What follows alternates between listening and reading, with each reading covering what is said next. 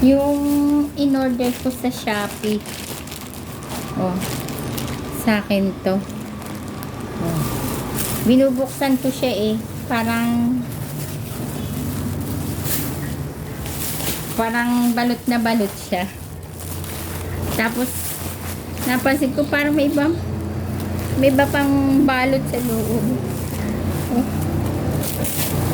May iba pa uling balot. Ang dapat laman nito ay wet wipes. Mura lang bili ko nito. Bali 59 pesos lang to eh. Kasi 12 isang piraso. Pero 5 wet wipes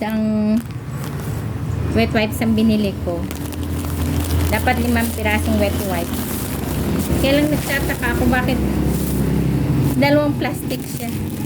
Bakit parang dalawang plastic siya? Kaya naisipan kong video. So, may plastic pa ulit siya. Oh. Tapos dalawang plastic. Pero mukhang wet wipes nga ang laman. Eto. Eto oh. Pero parang galing China to eh. Teka.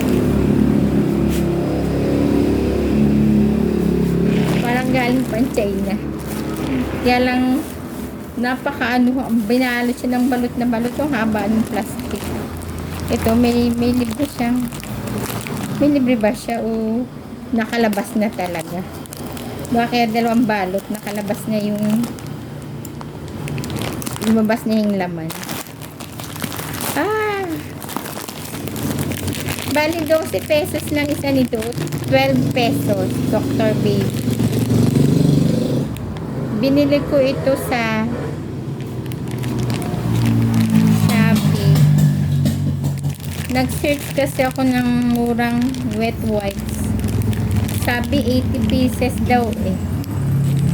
Pero akala ko iba ang laman kasi ang balot grabe. Nakadalawang balot na ang kapal. Yung pala bukas na kaya binalot ng bago. Pero ayan.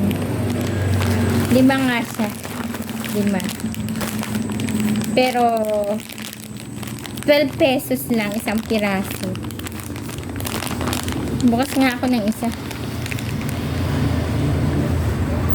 100% pure water.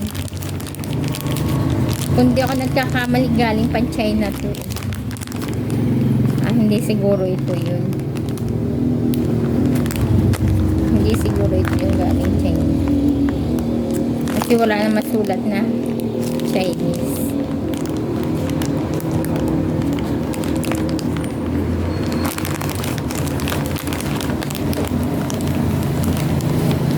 Okay, wet wipes nga. 80 pieces daw ang laman nito eh. Hindi naman pala kalakihan. Kaya okay na siguro. Kaya 80 pieces. Kaya ako siya napagtripang bilhin. Kasi 80 pieces daw. Tapos 12 pesos. Nagkamali nga ako kasi binili ko 5 piraso lang eh. Pati delivery 59 pesos. Less voucher na kasi. Oh, sayang dapat 10 piraso binili ko parang minsanan. Pero ito oh. 5 piraso sila lahat. Akala ko iba ang laman. Pero mabuti naman. Wet wipes talaga.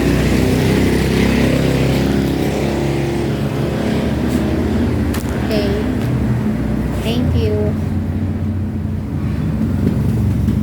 Ganda oh. 12 pesos. 100% pure water.